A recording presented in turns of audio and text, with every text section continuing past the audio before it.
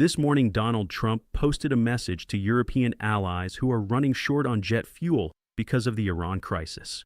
His message was this: build up some delayed courage, go to the Strait of Hormuz, and just take it. He added that the United States will not be there to help anymore. That single post tells you everything about where things stand on day 31. Trump is simultaneously insisting a deal is almost done, threatening to obliterate Iranian infrastructure by April 6th, and telling allies to handle their own energy crisis. All of that came from the same administration in the last 72 hours. That is not a coherent strategy. That is an administration trying to hold together a narrative that is collapsing while the global economy absorbs damage that was supposed to be over weeks ago.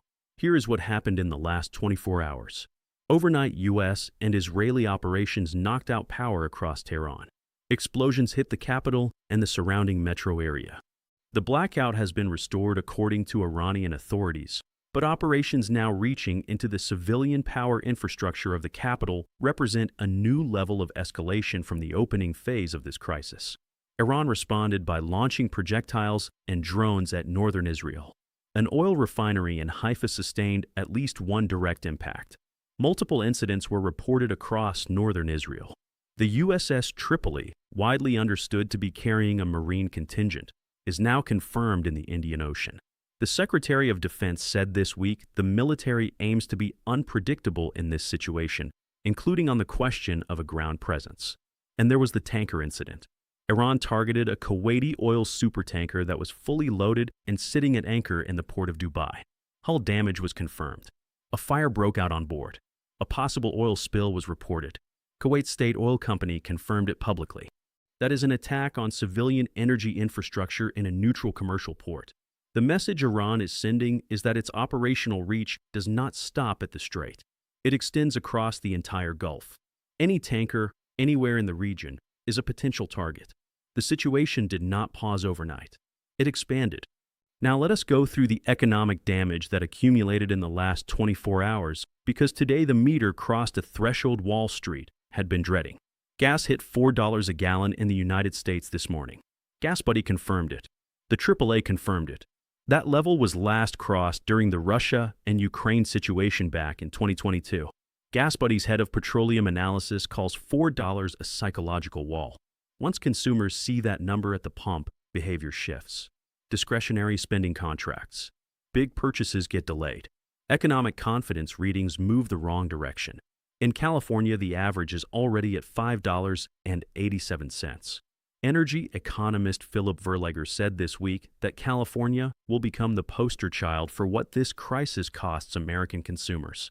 Diesel is at $5.45 nationally, up 45% since this situation began on February 28th.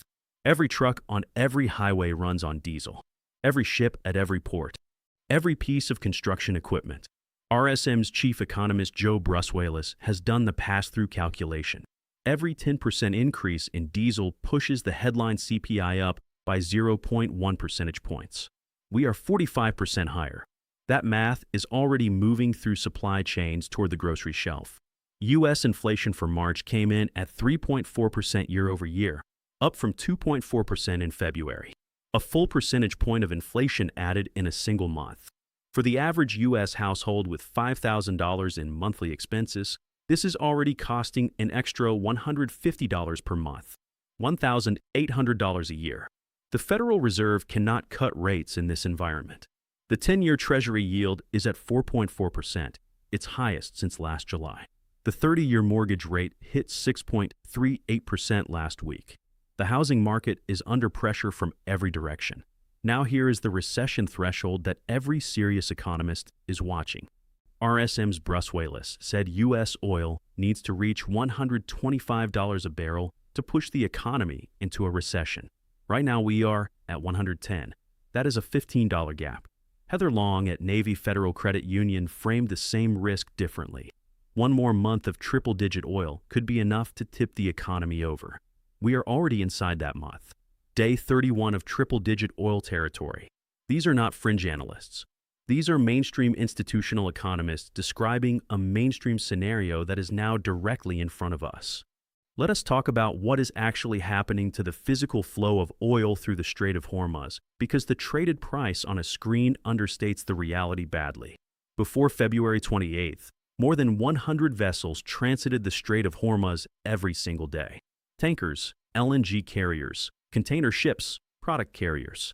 Over 100 per day, every day. According to IMF data released this week, that number is now fewer than 5 ships per day. From over 100 to fewer than 5. The strait that handles 20% of all global oil and LNG shipments has been effectively closed off. The physical oil exists.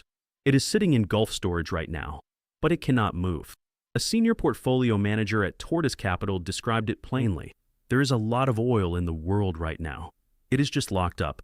Iran is now also charging tolls for access. Lloyd's List Intelligence reported that at least 2 vessels have already paid substantial sums for selective passage through the strait. Iran is not treating Hormuz as a temporary pressure measure. It is monetizing access to the waterway as an ongoing revenue stream.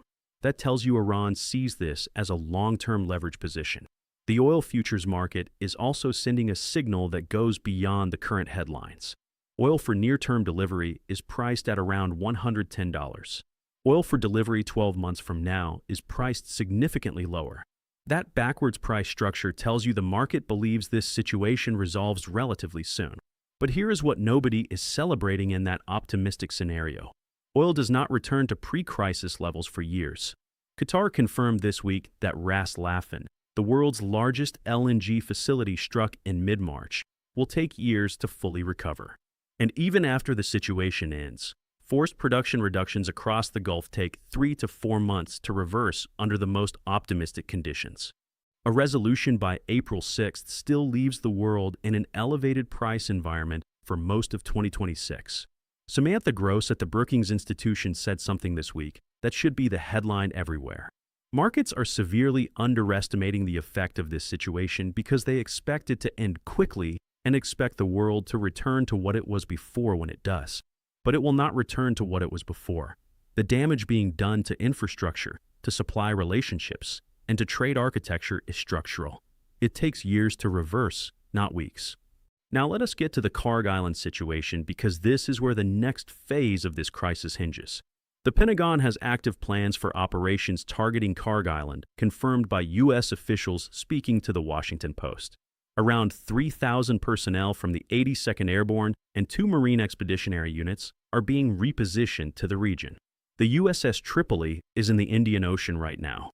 U.S. forces conducted large-scale operations against Kharg Island last Friday, described by officials as preparatory steps to reduce capacity on the island ahead of a potential ground presence. Trump posted Monday that the U.S. will completely obliterate Iran's electric plants, oil production assets, and Kharg Island if Hormuz stays closed. He told the Financial Times he wants to take the oil in Iran. A senior administration official told Axios the internal White House position is, if securing Kharg Island is what opens Hormuz, that is what happens. Another official described the plan as further reducing Iranian capacity for another month and then securing the island to use as negotiating leverage. Here is what every expert who has examined this plan in detail concludes. Securing the export terminal does not give the U.S. control of Iranian oil production. John Hoffman at the Cato Institute put it clearly. If the U.S. secures Kharg, Iran turns off the spigot on the other end.